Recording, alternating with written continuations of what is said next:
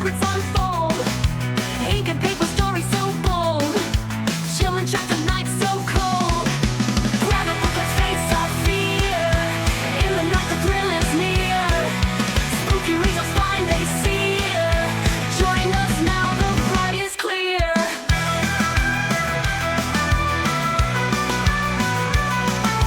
Haunted words spell finding grime. Mystic plots that... Welcome to The Literary Elitist, the podcast where we dive into books that challenge us, move us, and force us to look at the world in ways we never expected. Today we're tackling a deeply unsettling and often overlooked memoir, Lionel Dahmer's A Father's Story. Now, when we hear the name Jeffrey Dahmer, most of us think of the unimaginable crimes, the horror of his victims' stories, and the cultural fascination with one of history's most infamous serial killers.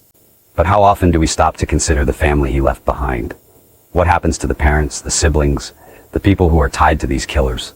Not by choice, but by blood. Lionel Dahmer's memoir is one of the rare instances where we get that perspective. It's a father's attempt to understand the unthinkable, to reckon with his own guilt, and to answer a question no parent ever wants to face. How did my son become a monster? Let's start with the tone of the book. Lionel Dahmer describes himself as a man with an analytical mind, and this shapes the entire narrative. The prose is detached, almost clinical at times, as though he's dissecting his son's life in a laboratory. He painstakingly catalogs Jeffrey's childhood, his own failings as a father, and the events leading up to the horrifying revelations of his son's crimes. This approach is both a strength and a weakness. On the one hand, it avoids sensationalism.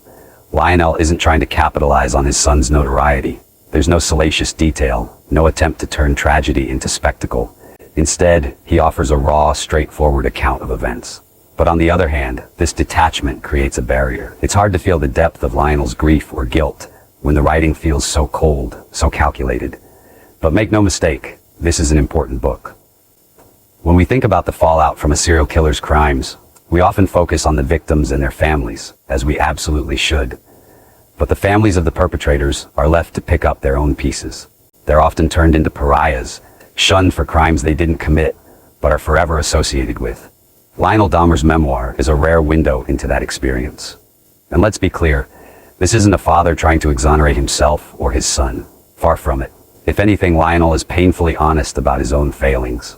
He delves into his early life, admitting to troubling behaviors, experiments with pyromania, dissociation, and even an unsettling attempt to hypnotize a girl for his own gain.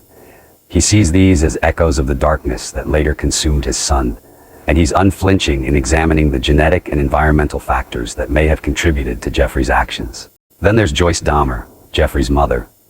Lionel describes her as deeply troubled, though he never fully explains the nature of her mental health struggles. He does point out that she was on numerous medications while pregnant with Jeffrey, and he raises the question, what role did her mental state and the medications play in shaping their son's development?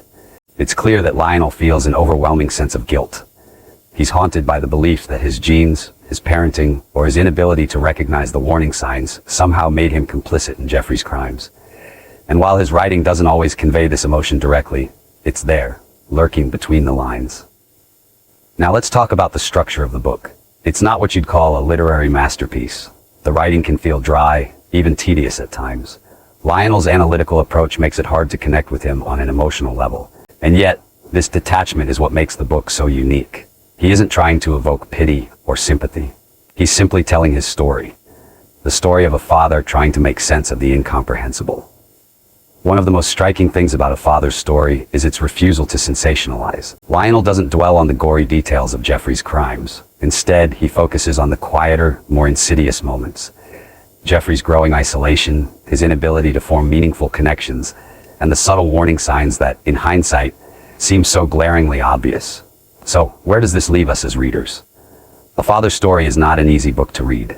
It's uncomfortable, it's emotionally distant, and it raises more questions than it answers.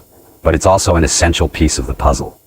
It forces us to confront uncomfortable truths about guilt, responsibility, and the rippling effects of violence. If you're looking for a book that will give you closure or emotional catharsis, this isn't it. But if you want to understand the human cost of Jeffrey Dahmer's crimes, from a perspective we rarely hear, this memoir is a must-read. Thank you for joining me today. If you've read A Father's Story or have thoughts about the families of those tied to infamous crimes, I'd love to hear from you. Share your perspective in the comments section, and let's keep the conversation going. Until next time, keep reading, keep thinking, and take care.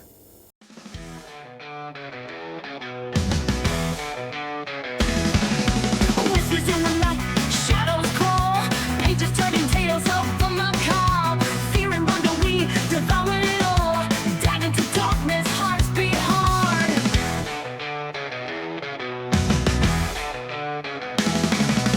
One uncovers legends untold.